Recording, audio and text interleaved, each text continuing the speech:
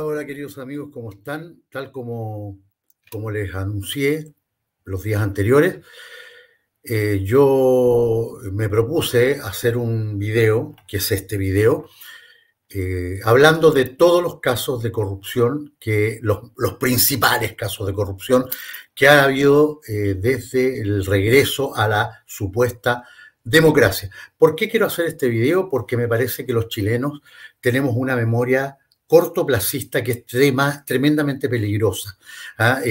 Un pueblo que no tiene memoria es un pueblo que va directo al fracaso. Y por eso mismo quiero que este video quede como un documento histórico de todos los casos más emblemáticos que han existido en Chile de corrupción desde que asumió el primer presidente en la era de transición que le llamaron, que fue falsa porque realmente no fue una era de transición, que fue de don Patricio Elwin Azocar. Así es que vamos repasando, vamos a ir año por año, repasando todos los casos que de seguro la gran mayoría de los que van a ver este video no se van a acordar, pero yo les voy a refrescar la memoria y esto va a quedar en la retina de la gente y espero que ustedes, como buenos chilenos, como patriotas que son, compartan este video con todo el mundo para que vean que desde que el general Pinochet entregó la cinta presidencial, la corrupción ha ido desde un principio, pero ha ido creciendo con los años hasta llegar a un punto actual que es absolutamente insostenible. Bueno, vamos a partir definiendo un poco lo que es corrupción. En términos muy simples, la corrupción se entiende como el abuso de poder para beneficio personal. Para Kaufman, la corrupción se refiere a un negocio entre dos partes en la que una ofrece un pago a cambio de un beneficio superior y la otra acepta la realización del servicio. Soriano definió a la corrupción como el quebrantamiento de las normas por parte de funcionarios públicos para la obtención de beneficios personales o grupales e identifica al soborno y a la extorsión como unidades básicas de estas prácticas.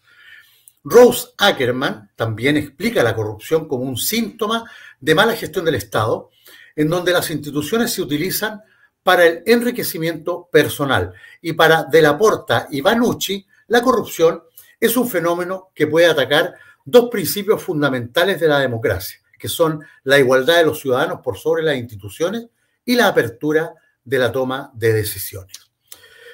Si bien es cierto, entre los años 1974 y 1989 en Chile se generaron pequeños focos de corrupción que no llegaron a tener una connotación debido a la poca cuantía de los montos involucrados, no fue hasta la llegada de la supuesta democracia que nuestro país comenzó a experimentar hechos gravísimos que involucraron tanto a funcionarios públicos como a privados, llámese empresarios, ¿no es cierto?, y empleados de empresas privadas también. A continuación, les mencionaré los casos de corrupción más emblemáticos, más bullados, ocurridos entre los años 1991 y el año 2024. Año 1991, gobierno de Patricio Elwin. El caso ONEMI afectó a los damnificados por el aluvión de Antofagasta. ¿En qué consistió este caso? En que personal de la ex ONEMI, que ya no existe, fue reemplazada por otro organismo, incluido el director de ese organismo, fueron descubiertos vendiendo artículos donados por países amigos, tales como frazadas, camas, colchones, madera para construcción de mediaguas, etc., en lugar de traspasar dicha ayuda directamente a las personas afectadas. El principal involucrado fue el director de la ONEMI de ese año, era don Sergio Navas Vega, demócrata cristiano. El año 1992, gobierno de Patricio Elwin. Este caso se denominó caso Dijeder y fue descubierto en el año 1994, pese a que esto pasó en el año 1992. En pleno gobierno de Eduardo Frei Ruiz-Tagle fue descubierto esto. Pero la malversación de fondos se produjo en el año 92 durante el gobierno de Elwin.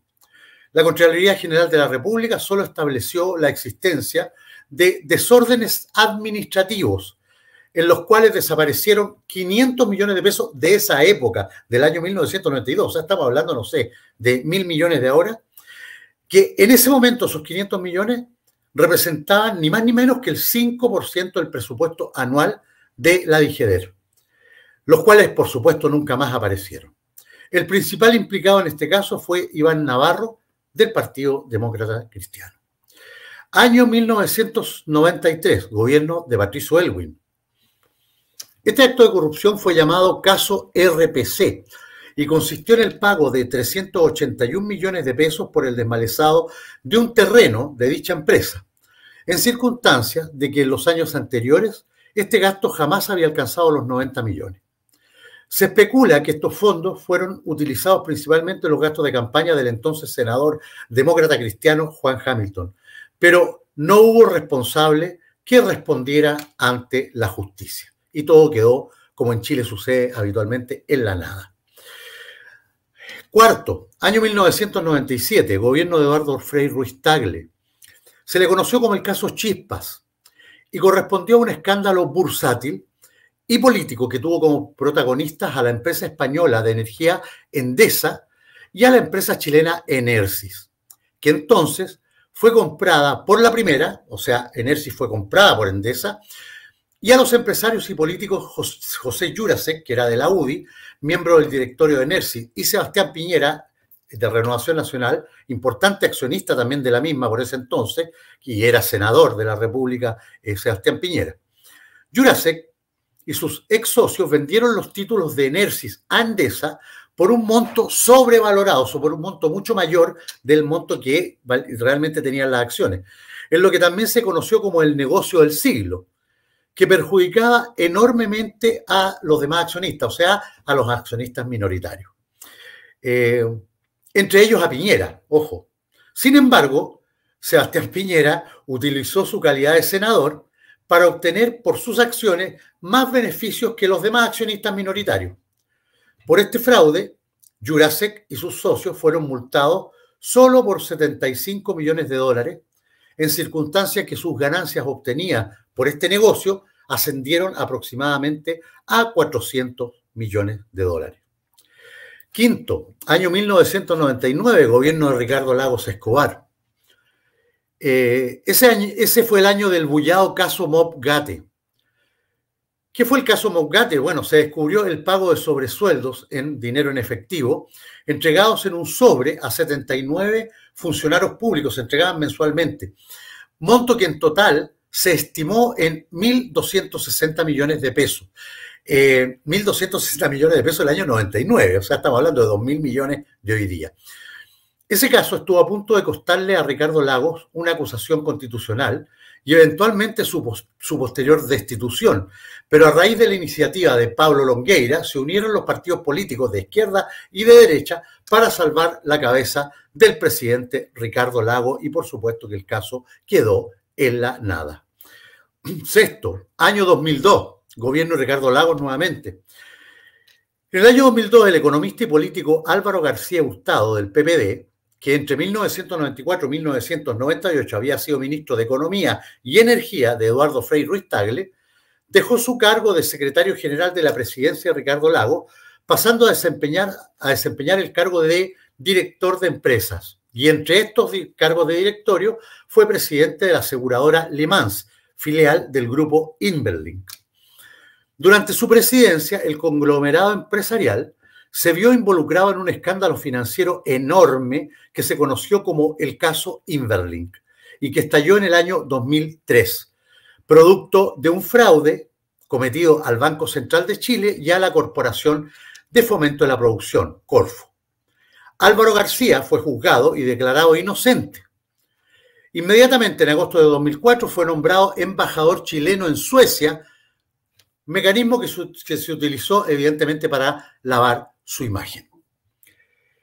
Año 2005, gobierno de Ricardo Lagos Escobar nuevamente.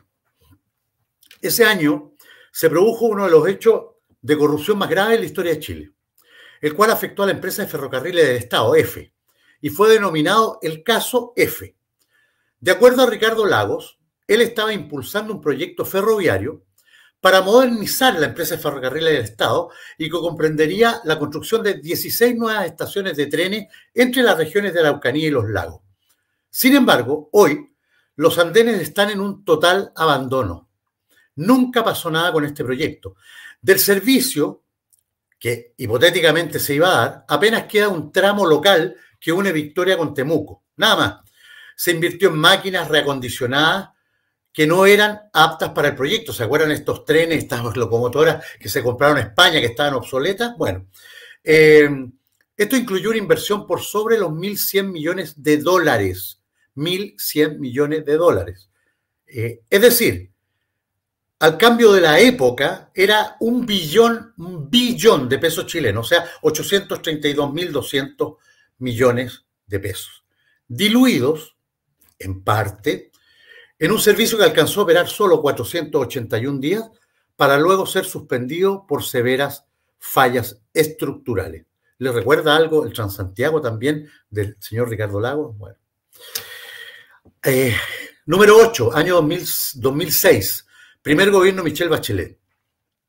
En ese momento, en ese año, Sebastián Piñera fue foco de polémica, esta vez en su calidad de miembro del directorio e importante accionista de la empresa de aerolíneas LAN Chile, LAN Airlines, comprando acciones en 2006 a precios mucho más bajos de lo normal y en momentos extrañamente muy convenientes, lo que la Superintendencia de Valores y Seguros, la SBS, reveló como un uso indebido de información privilegiada, que no, por supuesto, esta información no era accesible para los demás compradores. Por lo tanto, Sebastián Piñera utilizó esta información para un beneficio personal.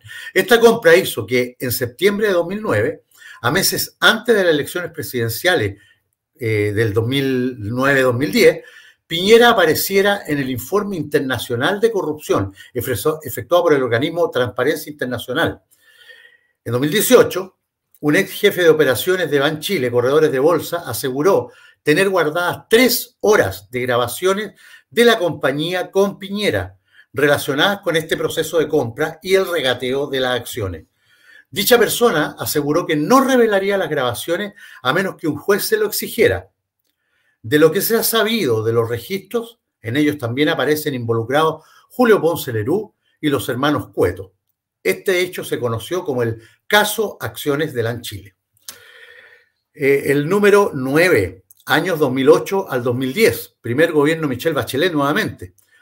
En esos años se produjo el hecho de corrupción conocido como el caso Cascadas, que fue un escándalo financiero ocurrido al interior de la Sociedad Química y Minera de Chile, Soquimich, en el cual se detectaron numerosas compraventas de acciones de Soquimich realizadas entre 2008 y 2011 por 4 sociedades de inversión, las que posteriormente fueron conocidas como las sociedades Cascada, por eso que se llamó el caso Cascada, ligadas al accionista mayoritario Julio Ponce Lerú, ex, ¿no es cierto?, yerno del general Augusto Pinochet Ugarte. Los accionistas minoritarios de Soquimich denunciaron la existencia de un esquema coordinado de operaciones que benefició directamente a Ponce Lerú. Este caso ha sido catalogado como la mayor causa judicial referente al mercado bursátil que haya ocurrido en nuestro país. En septiembre de 2014, la justicia, y tras ratificar esta acusación, le aplicó una multa de 1,7 millones de UF, equivalente a 70 millones de dólares. Los otros ejecutivos del grupo cuestionado en este caso fueron Aldo Mota Camp, Patricio Contese Fica y Roberto Guzmán Lyon. Número 10, año 2013, primer gobierno de Sebastián Piñera. En este año se destapó el famoso caso Corpesca. La empresa Corpesca fue investigada durante años por financiamiento indebido a muchos parlamentarios, financiamiento ilegal de la política, mediante boletas ideológicamente falsas gestionadas por su gerente general Francisco Mujica entre el 2009 y el 2013, para influir en la ley de pesca que se estaba tramitando en ese momento en el Congreso de la Nación. Cuando estalló este escándalo a mediados del 2013, Mujica renunció a su cargo en la empresa. En mayo del 2016, Mujica fue formalizado por la jueza del Cuarto Juzgado de Garantía de Santiago, Ana Emilia Etiz, por los delitos de soborno y delitos tributarios reiterados. En diciembre de 2020 fueron declarados culpables de este caso el ex senador Jaime Orpiz y la exdiputada Marta Isasi. Al primero, a Jaime Orpi, se le imputaron 6 delitos de fraude al fisco y cohecho, mientras que a la segunda, a la señora Marta Isasi, el caso de cohecho. Producto de este proceso, en abril del 2016, Orpi fue desaforado y en junio declarado culpable por delitos tributarios y de cohecho en el mismo caso. En mayo del 2017, la Corte de Apelaciones decidió ampliar su desafuero parlamentario y continuar con su arresto domiciliario. El 16 de abril del 2021, Orpi fue condenado a 5 años y un día de prisión efectiva, mientras que Isasi se fue condenada a 50 días de prisión efectiva, pero ya los había cumplido debido al tiempo que pasó con arresto domiciliario total. Y también al pago de una multa de 20 millones de pesos y la imposibilidad de ejercer cargos públicos durante un periodo de 1 año y 5 meses. Número 11, año 2014. Segundo gobierno de Michelle Bachelet. En el segundo semestre del año 2014 estalló el caso Penta, al presentarse una denuncia por delito tributario contra los representantes legales de las empresas Penta Sociedad Anónima, Inversiones Penta 3 Limitada, Inmobiliaria Duero Limitada, Inversiones Chayico Limitada, Inversiones Santa Sarella Limitada e Inversiones Perquita Limitada, por uso indebido de boletas de honorarios y emisión de facturas falsas para disminuir la base imponible de sus respectivos impuestos a la renta. Una segunda denuncia recayó sobre Empresas Penta S.A. por disminuir la base imponible de sus impuestos de primera categoría mediante facturas falsas por asesorías nunca realizadas. También fueron denunciados los emisores de dichas boletas y facturas falsas. Este grupo de Penta ayudó a financiar las campañas de diversos políticos, tales como el economista Andrés Velasco, los miembros de la UDI, Ena Bombaer, Iván Moreira, Lawrence Goldborn y Pablo Salaquet, y Ernesto Silva Méndez. De acuerdo con el Servicio de Impuestos Internos, la evasión de estos impuestos entre 2009 y 2010 superó los 2.000 millones de pesos, monto que se incrementó en 2013 producto de las campañas políticas de ese año. Durante las investigaciones, la PDI y el Ministerio Público allanaron la casa de Velasco y una oficina de consultoría relacionada con Lawrence Goldborn. En ese momento, la presidenta de Michelle Bachelet cambió al director del Servicio de Impuestos Internos y le ordenó al nuevo funcionario no seguir con las investigaciones y no hacer demandas legales, debido a que también estaban involucrados políticos de izquierda, quienes hasta hoy permanecen en la más total impunidad. Número 12, año 2014. Segundo gobierno de Michelle Bachelet, nuevamente. Caso Cabal. Bueno, el caso Cabal fue un escándalo político y judicial de carácter penal, referido a un tráfico de influencia ejercido por Sebastián Dávalo, hijo del entonces presidente de la República, Michelle Bachelet, quien habría ayudado a la obtención de un crédito de 10 millones de dólares, que finalmente fue aprobado días antes de que su madre ganara la elección presidencial. Recordemos el nexo con Andrónico Luksic. Este dinero habría sido utilizado para comprar un gran terreno en la comuna de Machalí, cuyo suelo era de uso agrícola. En 2014, Sebastián Dávalos habría tratado de ejercer un tráfico de influencia para que se efectuara un rapidísimo cambio en el plan regulador de Machalí, que ya estaba en discusión hace un tiempo en la municipalidad, y con ello efectuar un cambio en el uso de suelo, pasando de ser terrenos agrícolas a ser terrenos urbanos, lo que evidentemente elevaría enormemente la plusvalía de estos terrenos, beneficiando así a la sociedad exportadora y de gestión Cabal Limitada, de propiedad de su esposa Natalia Compañón. Herman Chadwick Larraín, ejerciendo como síndico de quiebras, apareció vinculado en este caso, en la liquidación de 3 predios de Machalí, los cuales pertenecen a la empresa Weissner S.A.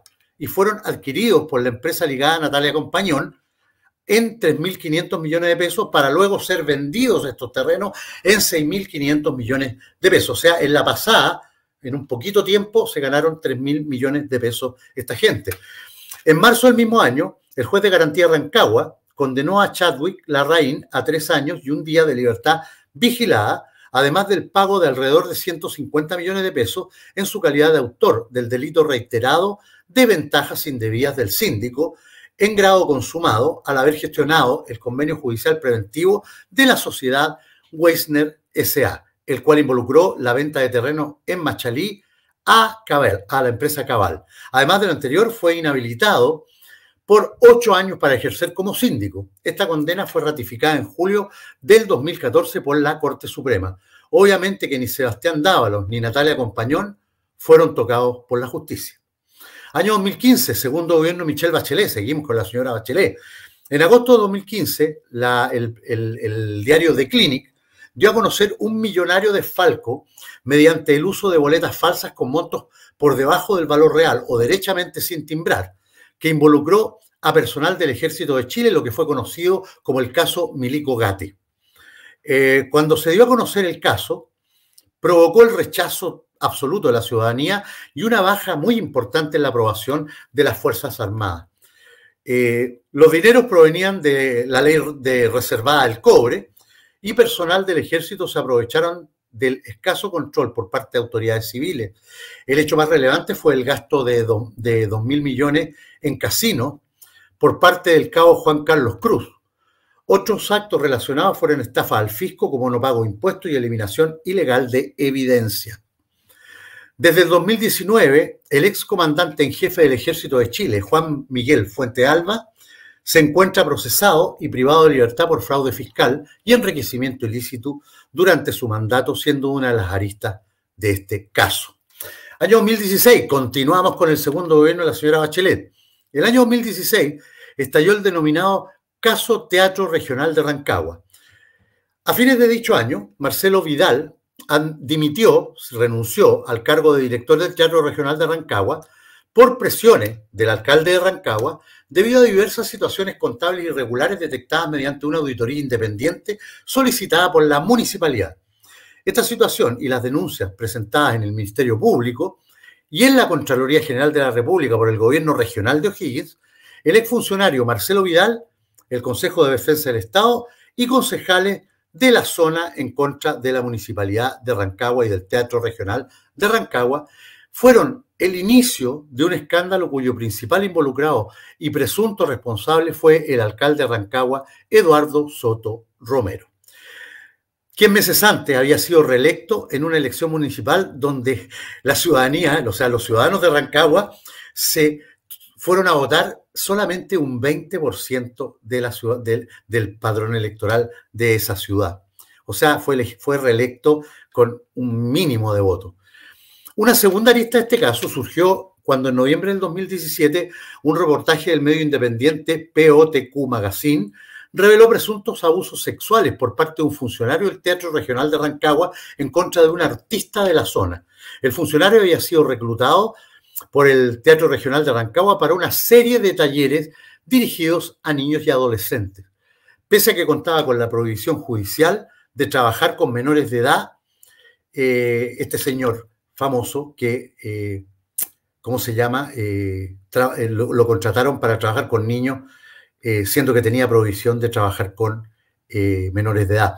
En un extenso reportaje publicado por CIPER en el año 2018, se especuló respecto del rol que tuvo el alcalde Eduardo Soto Romero en las irregularidades contables del Teatro Regional de Rancagua y de una supuesta extorsión por parte de un supuesto amante. En 2022, el juzgado de garantía Rancagua condenó a Marcelo Vidal a 3 años de presidio menor y 41 días de reclusión menor y multa equivalente a 5.091.333 pesos más 6 UTM por los delitos de malversación de causales públicos y negociación incompatible. Vidal, en su calidad de empleado público y abusando de su cargo, utilizó los dineros de la Corporación de la Cultura y de las Artes de la Municipalidad de Rancagua en beneficio personal y de sus parientes y de la sociedad de la que es parte, por un monto de 58.191.455 pesos. Sin embargo, no cumple pena en la cárcel, sino que en libertad vigilada intensiva. 15º, año 2016, seguimos con la señora Michelle Bachelet en su segundo gobierno. Este año también se destapó el famoso caso Paco Gate. Este es un caso de malversación de caudales públicos realizado por miembros de Carabineros de Chile. El caso comenzó a ser investigado en el año 2016, pero los hechos investigados ocurrieron entre los años 2006 y 2017. Fue un periodo bastante amplio. El monto total defraudado fue evaluado en más de 35.000 millones de pesos, siendo señalado hasta dicha fecha como el mayor fraude en la historia de Chile y como el caso más grande de corrupción hasta esa fecha, ocurrido durante la vigencia del sistema procesal penal, iniciado el año 2000. En total, 132 personas fueron formalizadas por este caso, tanto civiles como miembros de la institución de Carabineros, incluyendo a altos mandos como el ex general director Eduardo Gordon. Pasamos ya al año 2023 del gobierno de Gabriel Boric Font. El caso Fundaciones es un escándalo actual, político, y un caso de malversación de fondos públicos dado a conocer el 16 de junio del 2023 por un reportaje del medio online Timeline. En él se denunció el traspaso directo de fondos públicos a la Fundación Democracia Viva, cuyos integrantes pertenecen a la coalición oficialista del gobierno de Gabriel Boric, principalmente el Partido Revolución Democrática, del cual el fundador y uno de los creadores era Giorgio Jackson. El reporte también mostró que dicha fundación operaba mediante la fragmentación de fondos públicos para evadir la fiscalización de la Contraloría General de la República, con propósitos tales como la propaganda y el financiamiento de la política, los que son materia de investigación actualmente judicial. Esta era la gente que venía a imponer una nueva moral y que iba, ¿no es cierto?, a mejorar todo lo que eran los valores y la ética de la política, para que ustedes vean. El caso Democracia Viva abrió toda una línea de investigación a otras 53 fundaciones de diferentes corrientes políticas, principalmente de izquierda, a lo largo del país, las que tendrían procedimientos similares, o sea, que recibieron fondos, ¿no es cierto?, irregularmente. Según informe de la Fiscalía, el monto de defraudación ascendería hasta el momento, porque esto sigue en investigación, a 14.000 millones de pesos chilenos, o sea, 16,4 millones de dólares aproximadamente. Año 2024, gobierno de Gabriel Boric Font, el caso Hermosilla. También se destapó este caso, ¿no es cierto?, conocido como también el caso Audios. Es un escándalo de corrupción, soborno, cohecho y tráfico de influencia revelado por CIPER en noviembre del 2023. El reportaje incluyó la transcripción de una conversación entre el abogado Luis Hermosilla, el empresario Daniel Sauer y la abogada María Leonarda Villalobos, en la cual Hermosilla proponía sobornar a sus contactos en el Servicio de Impuestos Internos para obtener información sobre la investigación que la Comisión para el Mercado Financiero, el CMF, estaba realizando sobre los negocios de Sauer. La investigación judicial iniciada tras esta revelación expuso no solo el vínculo económico de Hermosilla y Villalobos con los negocios ilegales de la empresa Factop, sino también las numerosas conexiones políticas y eventual tráfico de influencia que este abogado penalista tendría a través de sus relaciones personales con funcionarios públicos y políticos como el exministro Andrés Chadwick. El posterior juez de la Corte Suprema, Jean-Pierre Matus, el exdirector de la Policía de Investigaciones de Chile, Sergio Muñoz Yáñez, el exministro Felipe Guard, la ministra de la Corte Suprema Ángela Vivanco, el fiscal del caso Penta, Manuel Guerra, entre otros, son personas que han salido mencionadas y que están seriamente comprometidas con estos audios. La investigación aún está en curso, evidentemente. De hecho, Hermosilla está en prisión preventiva, por lo que es esperable que dentro de algún tiempo más comiencen a surgir nuevos nombres que se sumen a la lista de actividades ilegales relacionadas con el abogado Luis Hermosilla. Queridos amigos, esta es solo una pincelada de los casos de corrupción más emblemáticos desde el año 91 hasta la fecha. No he tocado los casos menores, hay casos pequeños que están las boletas del señor Girardi, ¿no es cierto? Hay un montón de cosas. Y tampoco he tocado los casos de corrupción que son, no sé, decenas en las municipalidades, que se han detectado en diversas municipalidades. No los he tocado porque si no este video duraría 3 horas. Por lo tanto, aquí solamente he hablado de los casos más emblemáticos, los casos que fueron más graves, los que movieron más, ¿no es cierto?, las noticias, la agenda de Chile, y los casos que deberían siempre estar en la retina y en la mente de todos los chilenos, porque los chilenos tenemos el problema de memoria corta, lamentablemente.